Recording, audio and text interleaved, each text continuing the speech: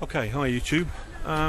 Brought you to a little rural retreat of mine. It's deep in the Kent countryside, and it's a little pad that I've used in the past as a bit of a kind of secret bug out location, you know. You all seem to enjoy the little trip around Raglan Castle, so here's another one.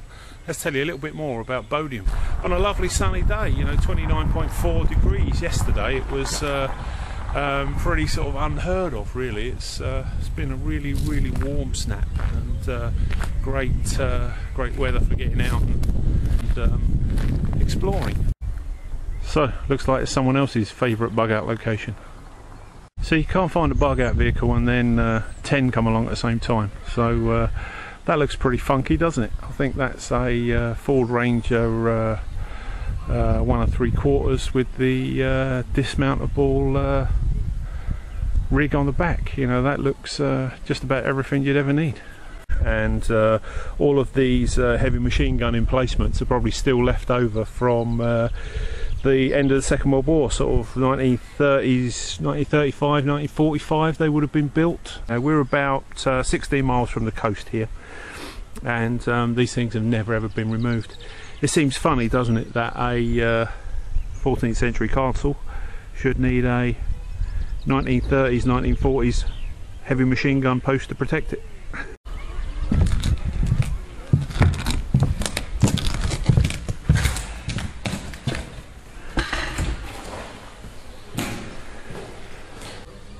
Wow, what do you think about that for an arc of fire? Apart from that big tree in the way. I guess it must have been pretty bleak, the thought of sitting in here with heavy artillery coming down on top of you. But the walls seem almost 4 feet thick, so I guess there's a certain amount of security in it. This is quite an interesting bridge. This is the bridge crossing the river at Bodiam. So from the pillbox that we looked at, there was a clear shot for anti-tank weapons for armour crossing the bridge, and what the army insisted on doing was knocking the walls on each side of the bridge down so that they had a clear shot at any armour coming across the bridge. And then after the war they were subsequently rebuilt. But I guess this little place has always been under siege. Year 2000, quite a lot of bad weather, and this river actually burst its banks, and the water level was right up to the top of the bridge, so I'd be standing under about 8 feet of water making this film for you.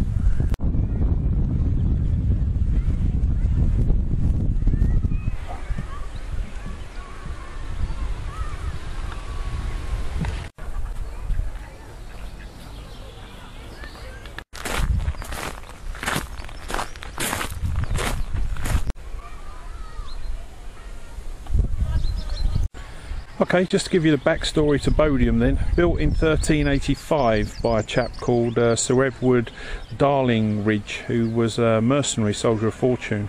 Debate still continues as to whether he built the castle to defend the surrounding countryside or simply to show off his personal power and wealth.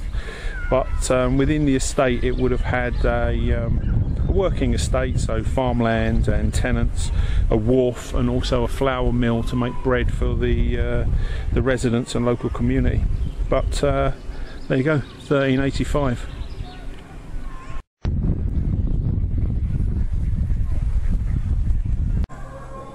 Okay, so this is what the ruin of the castle looks like, and I think an estate agent or a realtor would call it open plan.